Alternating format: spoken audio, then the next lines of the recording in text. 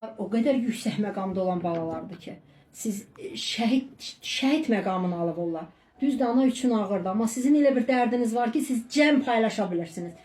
Oğul itirmək, bala itirmək ağır məsələdir. Birinin oğlu avariyada ölə bilər, birininki binadan düşə bilər, birininki öz əcəli ilə ölə bilər. Amma sizin dərdiniz eyni dərddir.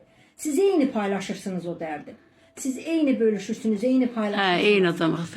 Eyni dərdlisiniz. Eynisi yaşayırıq. Allah Taala sizə siz o məqamı həmişə üstün tutun ki, bizim övladlarımızın məqamı şəhid məqamındadır. Çünki onlar ölümün gözünə dik baxıblar. Siz analarda mərd-mərdanə olmalısınız ki, sizin balalar ölümə dik baxıblar. Həzrət Əlinin bir hədisi var ki, deyir, mən ölümdən heç vaxtı qorxmadım. Nə ölüm mənə yaxın gələndə qorxmadım, nə də mən ölümün üstünə gedəndə qorxmadım. Sizin övladlar ölümə getdilər, ölümün üstünə getdilər. Onu bilə-bilə, orada onların şəhid olması da var. Onu bilə-bilə getdilər, o məqamı qazandılar. Siz başqa bir varlıqsınız.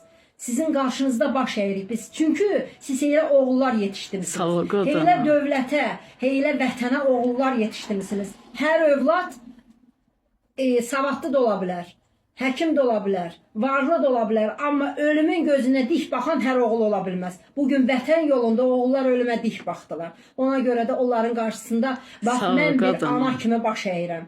Onların hər ruhuna qurban olum. Onların hər hamısının ruhu, onların məqamı bizim məqamımızdır. Çünki bugün bizim yaşamaq rahatçılığımız varsa onların hesabınadır. Allah sizi var eləsin. Sağ ol. Qrup əhli, bu xanım mənim qonşumdur. Bu universiteti qurtarıb. Haranı?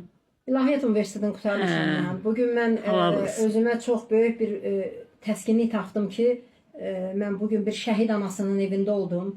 Bir şəhid balamızın evində oldum və orada bütün şəhidlərin adını çəkə bildim. Bunu özümə mən qürur bildim. Həmişə bulağın üstündə oturanda, ötəndə, keçəndə bu orada Quran oxuyur, həmişə.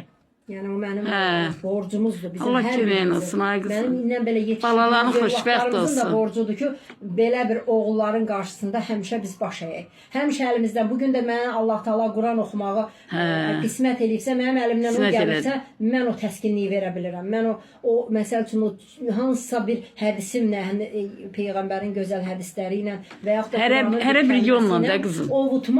Ovutmaq bilirəmsə, əgər bir damla mən şəhid analarının qəlbində nəysə ovuda bildimsə, nə xoş bizim halımıza. Çox sağ ol qızım. Allah sizi var. Allah balalarına xoşbəxt olsun. Sağ ol. Sənə təşəkkür edirəm. Çox sağ ol. Allah razı olsun.